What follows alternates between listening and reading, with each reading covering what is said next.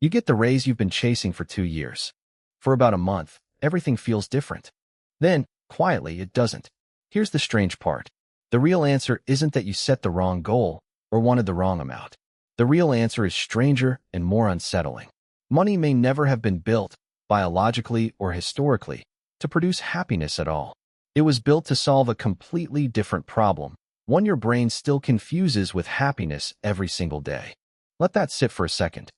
In 2010, the economist Angus Deaton and the psychologist Daniel Kahneman analyzed survey data from over 400,000 Americans, tracking both their day-to-day emotional well-being and their broader life satisfaction against income.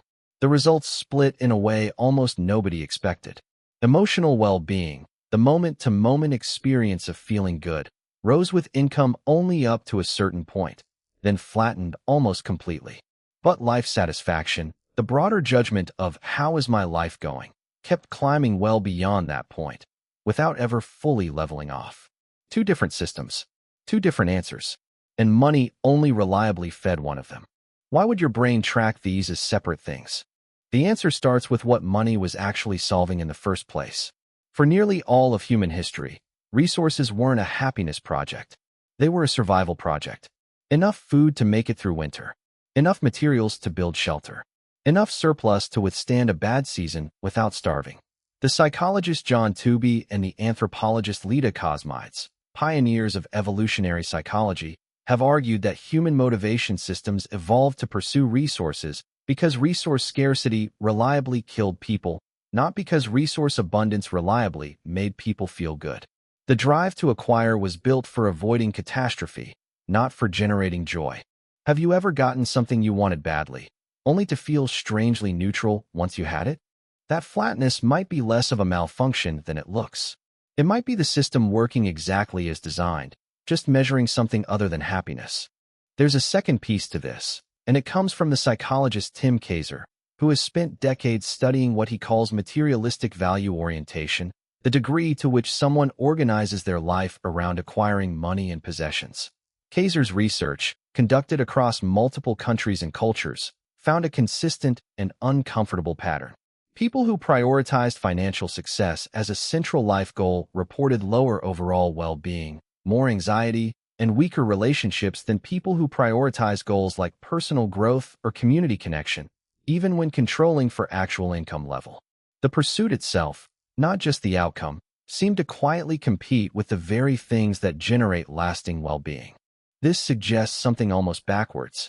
Chasing money as an end goal may actively work against the feeling people assume it will eventually produce.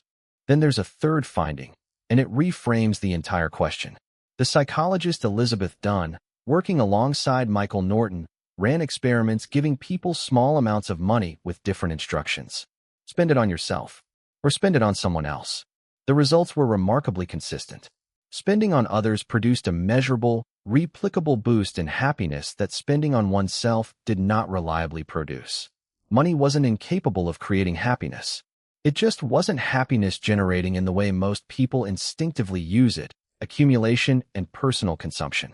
It became far more effective the moment it left the resource stockpiling system entirely and entered a completely different one, tied to connection and generosity. Put these three findings together, and the picture shifts entirely. Deaton and Kahneman's data shows money satisfies a survival-based system that has almost nothing to do with emotional well-being past a certain threshold. Kaiser's research shows that centering your identity around acquiring more can actively undercut well-being rather than build it. And Dunn's work shows the rare cases where money does boost happiness often bypass the acquisition system altogether. Across all three, one pattern holds. Money was never a happiness delivery mechanism. It was a threat reduction mechanism that occasionally, almost accidentally, overlaps with something that feels good. Why does this distinction matter so much today? Because modern life markets money as if it were the happiness mechanism directly. Every advertisement, every aspirational image, every "if only I had this much" calculation implies a straight line between more money and more joy. But the ancient system underneath was never built for that equation. It was built to answer one narrow question: will I survive the next hard season?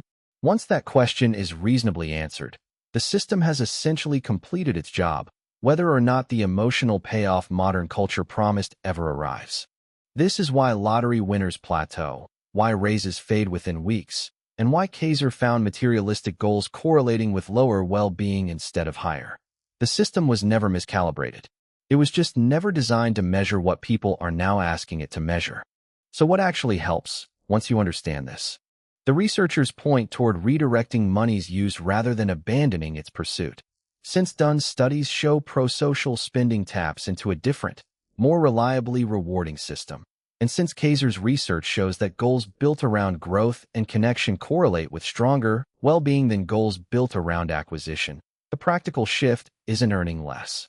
It's noticing which system a given use of money is actually feeding, the ancient threat reduction circuitry or the separate, more modern circuitry tied to relationships and meaning.